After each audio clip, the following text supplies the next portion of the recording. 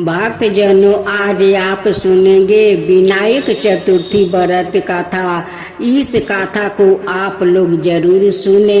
इस विनायक जी के कथा सुनने से विनायक जी बहुत प्रसन्न होते हैं और गणेश भगवान प्रसन्न होकर उन पर बहुत कृपा करते हैं।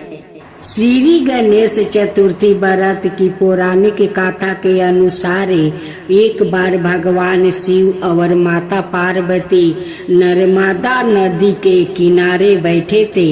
वहाँ माता पार्वती ने भगवान शिव से समय व्यतीत करने के लिए चौपार खेलने को कहा। शिव चौपार खेलने के लिए तैयार हो गए, परंतु इस खेल में हार जीत का फैसला कौन करेगा, यह प्रश्न उनके समक्ष उठा तो भगवान शिव ने कुछ तिनके एकत्र करे उसका एक पुतला बनाकर उसकी प्राण प्रतिष्ठा कर दिया और पुतले से कहा, बेटा, हम चौपार खेलना चाहते हैं, परंतु हमारी हार जीत का फैसला करने वाला कोई नहीं है, इसलिए तुम्हें बताना कि हम दोनों में से कौन हारा और कौन जीता। उसके बाद भगवान शिव और माता पार्वती का चौपार खेल शुरू हो गया। यह खेल 3 बार खेला गया और संयोग से तीनों बार माता पार्वती ही जीत गई। खेल समाप्त होने के बाद बालक से हार जीत का फैसला करने के लिए कहा गया, तो उस बालक ने महादेव को विजय बताया। यह सुनकर माता पार्वती क्रोधित हो गई और क्रोध में उन्होंने बालक को लंगड़ा होने के कीचड़ में पड़े रहने का श्राप दे दिया। बालक ने माता पार्वती से माफी मांगी और कहा कि यह मुझसे ज्ञानतावश से ऐसा हुआ है, मैंने किसी दोष भाव में ऐसा नहीं किया है। बालक द्वारा क्षमा मांगने पर माता ने कहा, यह गणेश पूजन के लिए नाग कन्या आएगी, उनके कहे अनुसार तुम गणेश व्रत करो, ऐसा करने से तुम मुझे प्राप्ति करोगे। यह कहकर माता पार्वती शिव के साथ कैलाश पर्वत पर चली गई। 1 बरस के बाद उस स्थान पर नाग कन्या आई। तब नाग कन्याओं से श्री गणेश के व्रत की विधि मालूम करने पर उस बालक ने 21 दिन लगातार गणेश जी का व्रत किया। उसी श्रद्धा से गणेश जी प्रसन्न हुए। उन्होंने बालक को मन बचित फल मांगने के लिए कहा। उस पर बालक ने कहा, हे विनायक, मुझसे इतनी शक्ति दीजिए कि मैं अपने पैरों से चलकर अपने माता पिता के साथ कैलाश पर्वत पर पहुंच सकूं और वो यह देख प्रसन्न हो। तब बालक को वरदान देकर श्री गणेश अंतर्ध्यान हो गए। इसके बाद वो बालक कैलाश पर्वत पर पहुंच गया और कैलाश पर्वत पर पहुंचने की अपनी गाथा उसने भगवान शिव को सुनाई। चौपार वाले दिन से माता पार्वती शिव जी से बेमुख हो गई। आत देवी के रूट होने पर भगवान शिव ने भी बालक के बताया अनुसार 21 दिनों तक श्री गणेश का व्रत किया। इस व्रत के प्रभाव से माता पार्वती के मन में भगवान शिव के लिए जो नाराजगी थी वो समाप्त हो गई। तब यह व्रत विधि भगवान शंकर ने माता पार्वती को बताई। यह सुनकर माता पार्वती के मन में भी अपने पुत्र कार्तिकेय से मिलने की इच्छा जागृत हुई। तब माता पार्वती ने भी 21 दिन तक श्री गणेश का व्रत किया और दूबा फूल और लड्डुओं से गणेश जी का पूजन अर्चना किया। व्रत के 21वां दिन कार्तिकेय सवाए माता पार्वती से आए मिले। उस दिन से श्री गणेश चतुर्थी का यह व्रत समस्त मनोकामनाओं की पूर्ति करने वाला व्रत माना जाता है। इस व्रत को करने से मनुष्य के सारे कष्ट दूर होकर मनुष्य को समस्त सुख सुविधाएं प्राप्ति होती है। भोलेनाथ की जय हो, भोलेनाथ की जय हो, माता पार्वती की जय हो, माता पार्वती की जय हो। एक साहूकार था जो भगवान शिव का अनाय भक्त था। उसके पास धन आय किसी भी चीज की कमी नहीं थी, लेकिन उसकी कोई संतान नहीं थी और वो इसी कामना को लेकर रोज शिव जी के मंदिर जाकर दीपक जलाता था। उसके इस भक्ति भाव को देखकर एक दिन माता पार्वती ने शिव जी से कहा कि प्रभु, यह साहूकार आपका अनय भक्त है, इसको किसी बात का कष्ट है तो आपको उसे अवश्य दूर करना चाहिए। शिव जी बोले कि हे पार्वती, इस साहूकार के पास पुत्र नहीं है, यह इसी से दुखी रहता है। माता पार्वती कहती है कि हे ईश्वर, कृपा करके इसे पुत्र का वरदान दे दीजिए। तब भोलेनाथ ने कहा कि हे पार्वती, साहूकार के भाग्य में पुत्र का योग नहीं है। ऐसे में अगर इसे पुत्र प्राप्ति का वरदान मिल भी गया तो वो केवल 12 वर्ष की आयु तक ही जीवित रहेगा। यह सुनने के बाद भी माता पार्वती ने कहा कि हे प्रभु, आपको इस साहूकार को पुत्र का वरदान देना ही होगा। अनाथ भक्त क्यों आपकी सेवा पूजा करेंगे। माता के बार बार कहने से भोलेनाथ ने साहूकार को पुत्र का वरदान दे दिया, लेकिन यह भी कहा कि वो केवल 12 वर्ष तक ही जीवित रहेगा। साहूकार यह सारी बातें सुन रहा था, इसलिए उसे ना तो खुशी हुई और ना ही दुख। वो पहले की तरह भोलेनाथ की पूजा अर्चना करता रहा। उधर सेठानी गर्भवती हुई और 9 महीने के बाद एक सुंदर सा बालक की प्राप्ति हुई। परिवार में खूब उत्साह मनाया गया, लेकिन साहूकार पहले ही की तरह रहा और उसने लड़का की 12 वर्ष की आयु का जिगर किसी से भी नहीं किया।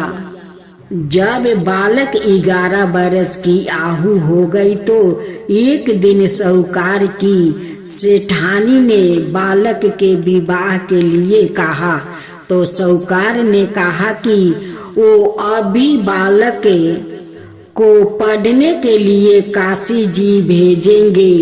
इसके बाद उसने बालक के मामा जी को बुलाया और कहा कि इसे काशी पढ़ने के लिए ले जाओ और रास्ते में जिस भी स्थान पर रुकना वहाँ जग करते और ब्राह्मणों को भोजन कराते हुए आगे बढ़ना।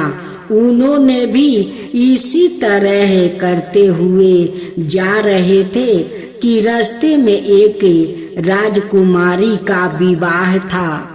जिससे उसका विवाह होने वाला था वो एक आंख से काना था तो उसके पिता ने जब अति सुंदर साहूकार के बेटे को देखा तो उनके मन में आया कि क्यों ना इसे ही घोड़ी पर बैठाकर शादी के सारे कार्य संपन्न करवा लिया जाए।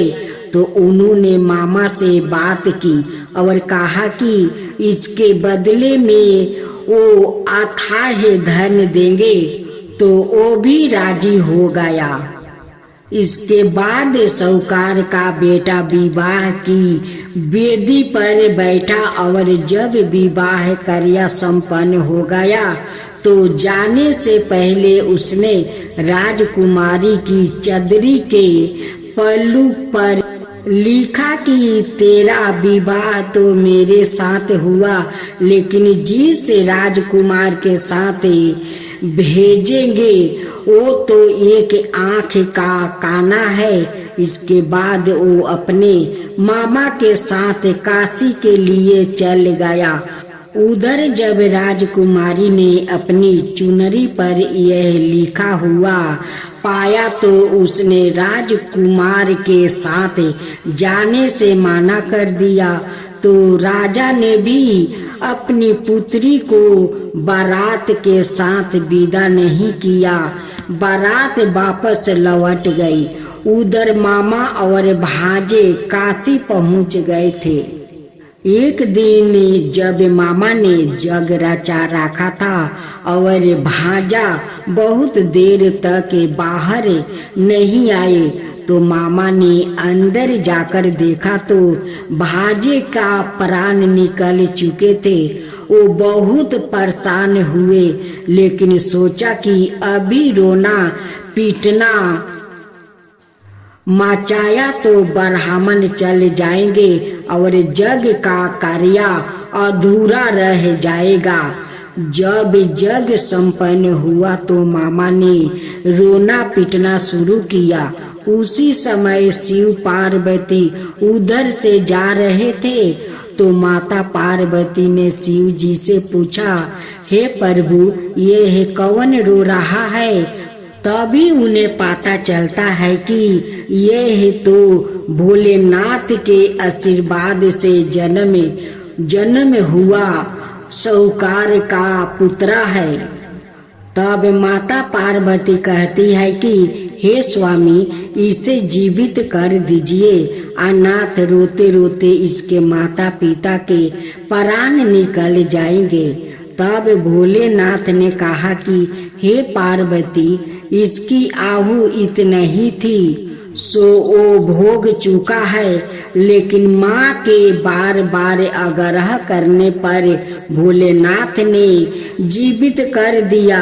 लड़का ओम नमः शिवाय करते हुए उठा और मामा भांजे दोनों के ईश्वर को धन्यवाद दिया और अपनी नगरी की ओर लौटा। रास्ते में वही नगर पारा और राजकुमारी ने उन्हें पहचान लिया। तब राजा ने राजकुमारी को साहूकार के बेटे के साथ बहुत सारे धन धनाये के साथ विदा किया। उधर साहूकार और उसकी पत्नी छत पर बैठे थे। उन्होंने यह प्राण कर रखा था कि यदि उनका पुत्र सकुशल ना लौटा तो वो छत से कूदकर अपना प्राण त्याग देंगे।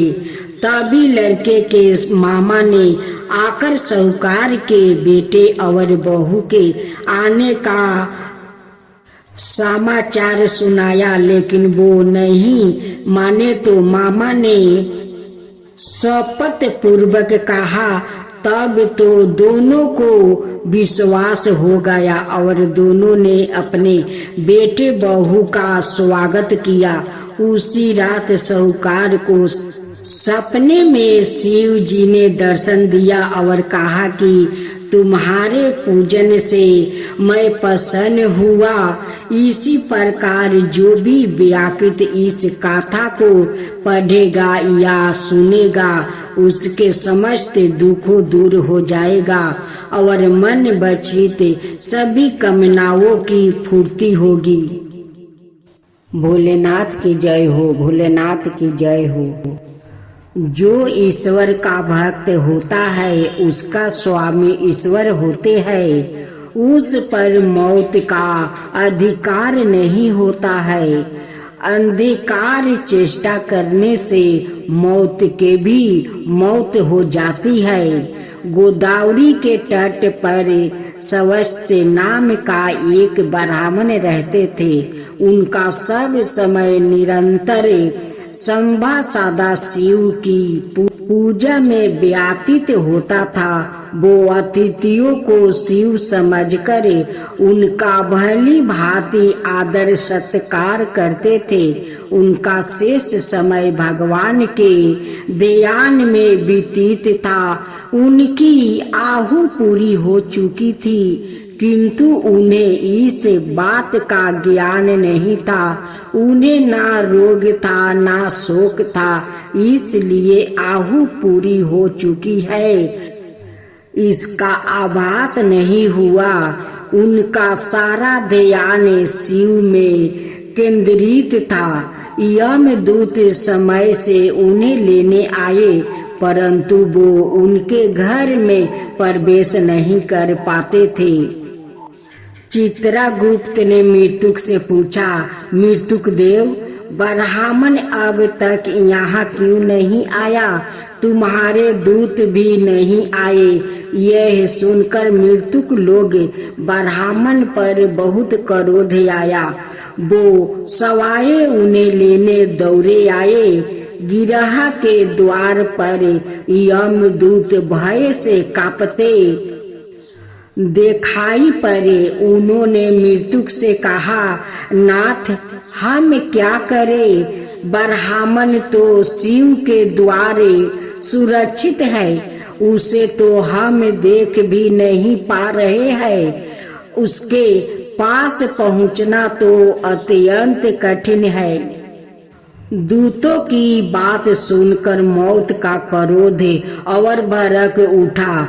वो चट ब्राह्मण के घर में प्रवेश कर गया। ब्राह्मण देवता को यह पता न था कि कहाँ क्या हो रहा है। मृत्युक देव को झपटते देख कर भैरव बाबा ने कहा, मृत्युक देव, आप लौट जाओ। किंतु मृत्युक देव ने उनकी बात को अनसुनी कर ब्राह्मण पर फंदा डाल दिया। भक्त पर मृत्युक का यह आक्रमण बाबा को सहन ना हुआ। उन्होंने मृत्युक पर डंडे से प्रहार किया। मृत्युक देव वही ठंड हो गए। यमदूत भाग कर यमराज के पास पहुँचे। वो डर के मारे थर थर कांप रहे थे। मृत्यु की मृत्यु सुनकर यमराज को बड़ा क्रोध आ गया। उन्होंने हाथ में यम डंडा ले लिया और अपनी सेना के साथ ब्राह्मण के पास पहुंच गया। वहां भगवान शंकर के पार्षद पहले से ही खड़े थे। सेनापति कार्तिकेय के शक्ति अस्त्र सेना सहित यमराज की मृत्यु हो गई। यह अपूर्व समाचार सुनकर भगवान सूर्य देवताओं के साथ ब्रह्मा के पास पहुँचे और ब्रह्मा सबके साथ घटना स्थल पर आए। देवताओं ने भगवान शंकर की स्तुति की और कहा, भगवान यमराज सूर्य के पुत्र है या लोकपाल है। उन्होंने कोई अपराध या पाप नहीं किया है, अतः इनका वध नहीं होना चाहिए। इन्हें जीवित कर दे, नहीं तो अवस्था हो जाएगी। भगवान आपसे की हुई प्रार्थना कभी व्यर्थ नहीं होती है। भगवान आशुतोष ने कहा, मैं भी व्यवस्था के क्षेम में हूँ। वेद की एक व्यवस्था है कि जो मेरे अथवा भगवान विष्णु के भक्त है उनके स्वामी सवाए हम लोग होते हैं। मृत्यु का उन पर कोई अधिकार नहीं होता। यमराज के लिए यह व्यवस्था की गई है कि वो भक्तों को अनुचरों के साथ प्रणाम करे। इसके बाद भगवान आशुतोष ने नंदी के द्वारे गौतमी गंगा गोदावरी का जल मेरे हुए लोग पर छिड़कवावे। तक्षण सब के सब स्वस्थ होकर उठ खड़े हुए।